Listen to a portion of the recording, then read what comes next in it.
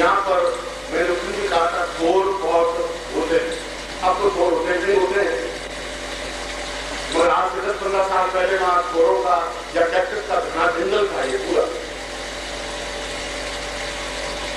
ऐसा खोर जिसको चतुर वर्गार्थियों को फोर स्क्वायर गोल और लंबे और जिसके रोटी के आकार के और पत्ते के आकार के ऐसे नहीं होते हैं, जिसके चार वर्ग का हो, बिल्कुल समचौरस हो, ऐसा खोर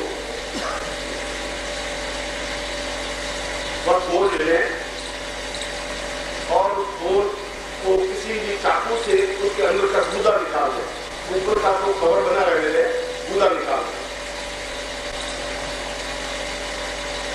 खोखला बना दें। एक वर्ष देखा जाए तो उसको खोखला बना दें।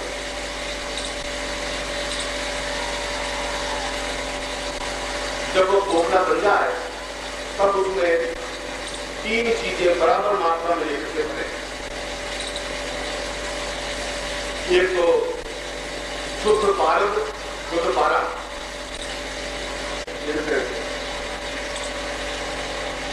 उसमें पारा ले,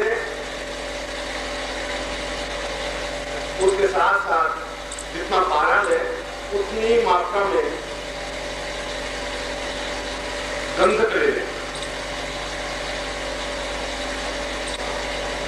और उतनी ही मात्रा में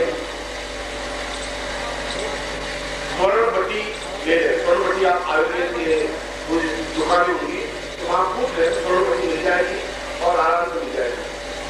यहाँ पर अहमदाबाद में लाल दरवाजा है, लाल दरवाजे पास 2 की दुकानें वहां मिल जाएगी। तीनों बराबर मात्रा में ले लें और उसको आपस में मिक्स करके उस खोखले हिस्से में भर दीजिए और फिर उसके ऊपर वो जो गूदा निकाला हुआ है वो गूदा भर दीजिए, नीचे भी ऊपर भी, उसको बिल्कुल पैक कर दीजिए। पैक करने के बाद में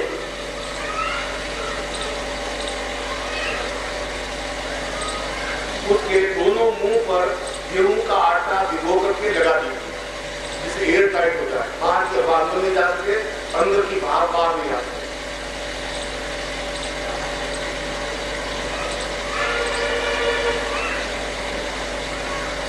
और उसके बाद बकरी की नींगनी होती है, उस नींगनी की आंच में बहुत धीरे धीरे उसको पकाए, और तेज आंच नहीं होती, और दिन और मध्यम आंच में उस पूरी लकड़ी को, गोल लकड़ी को पकाते रहे।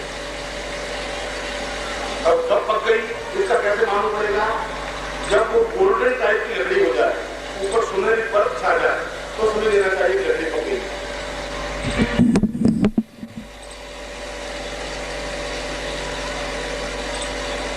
फिर उसको बाहर निकाल के उस आटे को ऊपर से आटा हटा करके और अंदर जो गुद्दा और जो चीज भरी हुई थी वो सब मिक्स हो जाएगी, अपने आप में एक रसदार लेसदार बन जाएगी। उसको लेकर के किसी थाली में ले लें या किसी बर्तन में ले लें और तुरंत उसकी गोलियां बना लें। अगर थोड़ा भी आपने ठंडा होने दिया तो सॉलिड हो जाएगी, ठोस हो जाएगी, पत्थर की हो जाएगी, फिर आपको सॉलिड लिक्विड ले सकते। तो ये चने के आकार की गोलियां बना दें और गोलियां बना करके नींबू के रस में रख दीजिए, क्योंकि जो हवा लगेगी, क्योंकि वो बहुत सॉलिड, बहुत ज्यादा कठोर हो जाती है, पत्थर की तरह हो जाती है। नींबू के रस में रहने से वह बिल्कुल नरम बनी रहती है। नींबू के रस में 1 घंटे तक रखिए, उसके बाद किसी चीज में भर करके रखिए।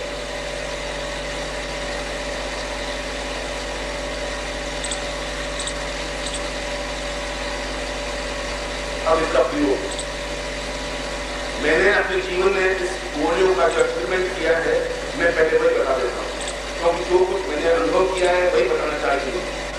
ये ब्लड प्रेशर में, ये डायबिटीज में, ये शरीर में मोटापे को दूर करने के लिए, और अगर आंखों के नीचे झुर्रियां सी पड़ जाती है, से काला काला चाप आ जाता है, उसको दूर करने के लिए, या बाल टूट जाते हो और बाल कंघे में बहुत ज्यादा आ जाते हो, या नाक नस ठीक नहीं हो, हड्डियां बहुत निकली हुई हो, बहुत उचकी हुई हो, या बक्षस्थल ठीक नहीं हो, या शरीर में किसी भी प्रकार की न्यूनता को दूर करने के लिए इन गोलियों का प्रयोग किया जा सकता है।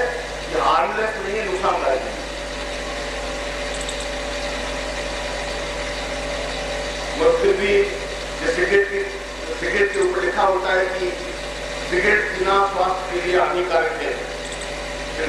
करते हैं, पी लेते हैं।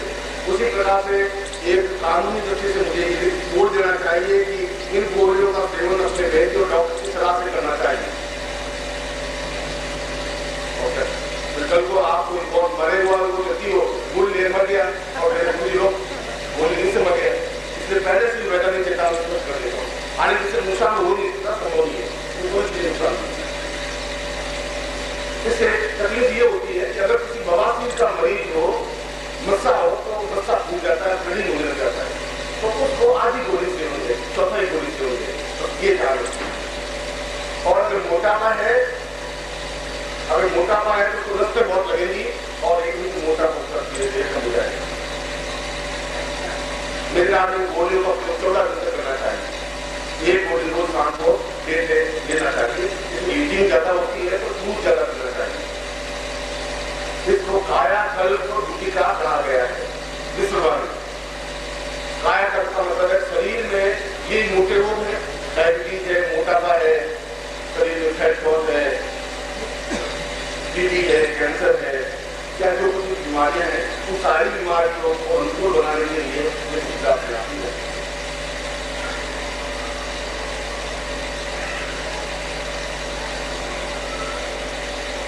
और मैं गोलियों का आप यूज कर सकते हैं, गोलियों का आप यूज कर सकते हैं, आप बना सकते हैं, कुछ लोगों को दे सकते हैं, मगर कानून की दृष्टि से, गवर्नमेंट की दृष्टि से यदि आप वैध हैं और आप सर्टिफाइड है तभी गोलियां कुछ लोगों को दे सकते हैं। ध्यान रखना, खुद को यूज कर सकते हैं, वो दूसरों को देते समय थोड़ा सा सावधानी बरतनी चाहिए। तो बहुत अधिक गर्भ बहुत आदि है, चौथे गोली नहीं चाहिए, भारत को चौथे गोली को ध्यान रखने की जरूरत है। तो आयुर्वेद औषधियां मैंने अपने सन्यासी जीवन में तो हजारों लोगों को इन गोलियों के माध्यम से ठीक किया है